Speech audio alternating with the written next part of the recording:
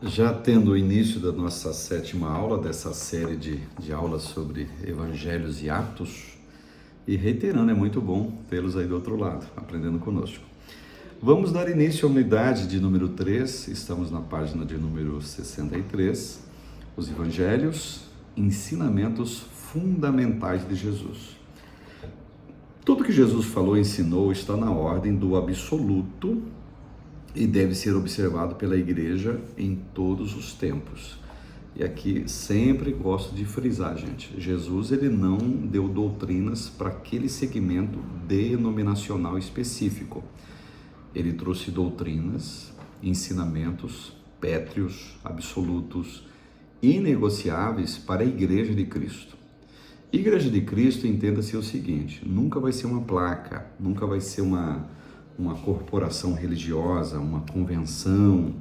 Não, Igreja de Cristo, entenda que é todo aquele que recebe o Senhor Jesus como seu Senhor, recebe o Senhor Jesus como seu Salvador, vive segundo os rudimentos do Evangelho, entregue-se ao Senhor livremente.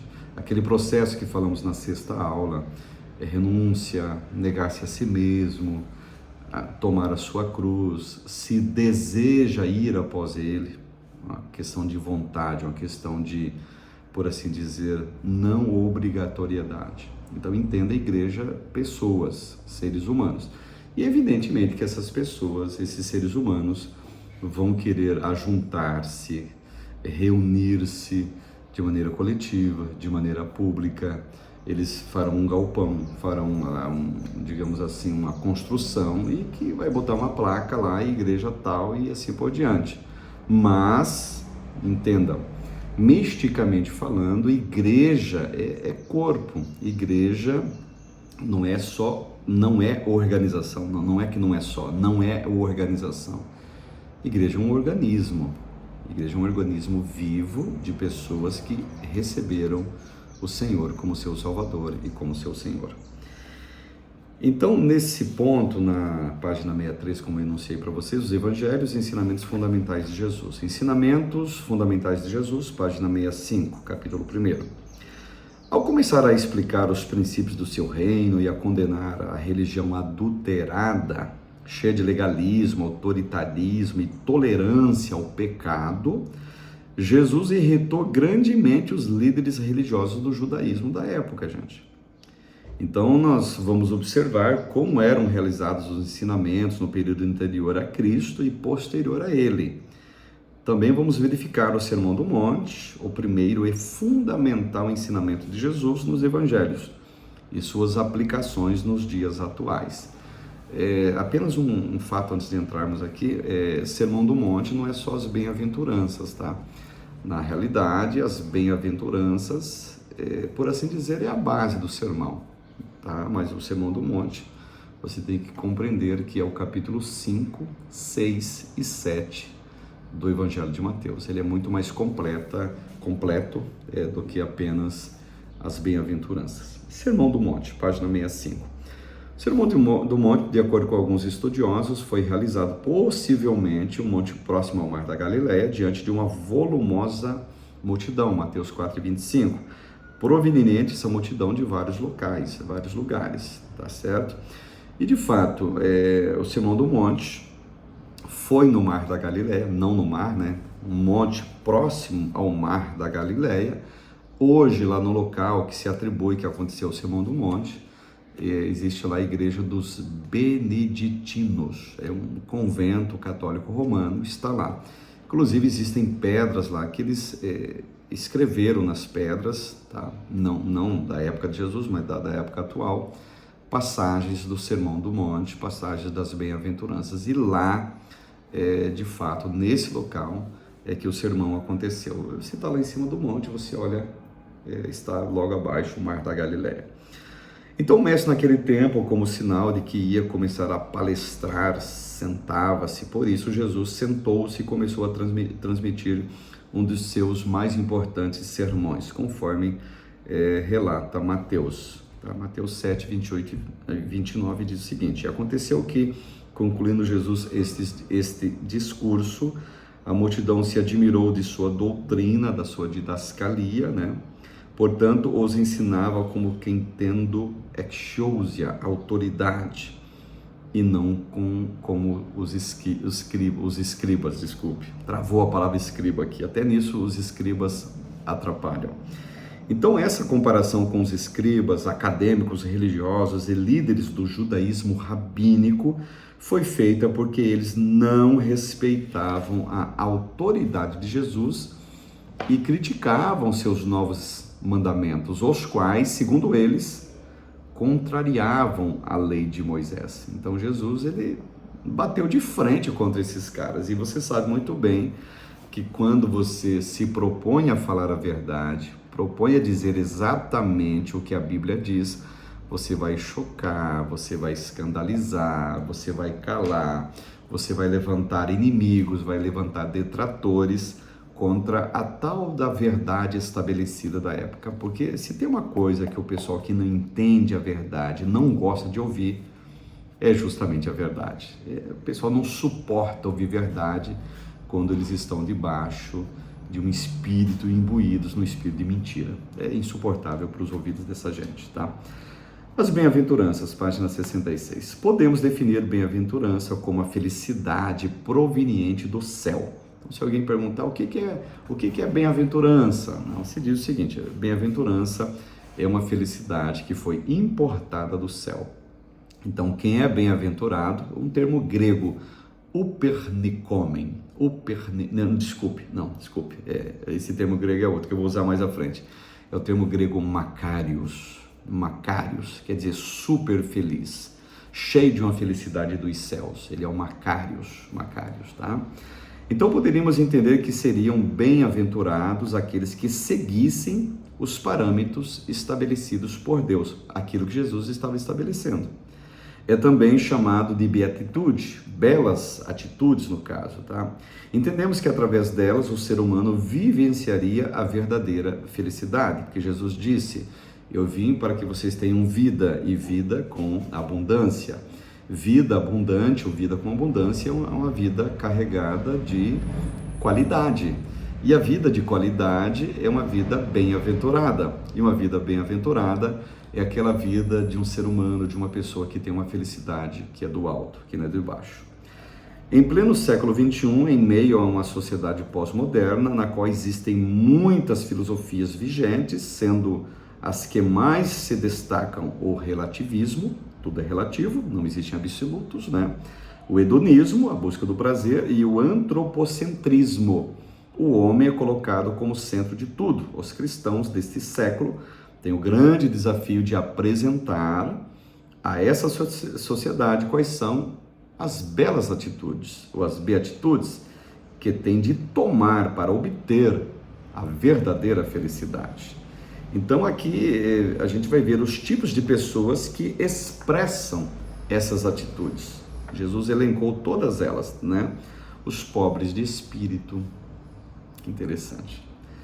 Os que choram, os mansos, os que têm fome e sede de justiça, os misericordiosos, os limpos de coração, os pacificadores e os que sofrem perseguição por causa da justiça.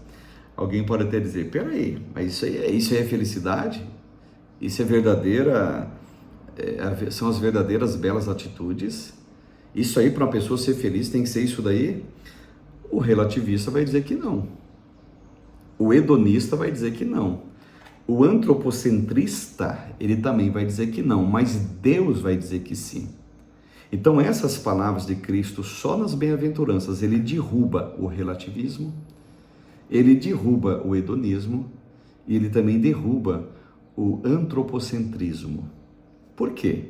Porque o que Jesus veio trazer é aquilo que, moralmente falando, o ser humano não quer vivenciar. Então Jesus foi um estorvo para essa gente, ele foi um incômodo para essa gente, porque ele bateu de frente contra os relativistas, os hedonistas e os antropocentristas daquela época e os tais que existem, infelizmente, também na nossa época.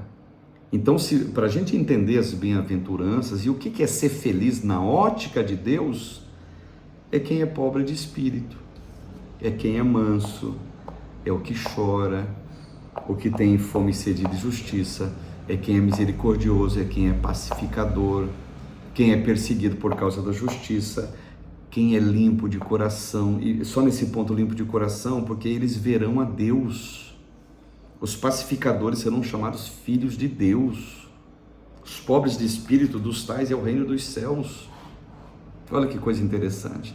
Então, por isso que ele falando essas coisas, os caras ficavam enfurecidos com aquilo que Jesus falava, porque ele batia de frente com eles.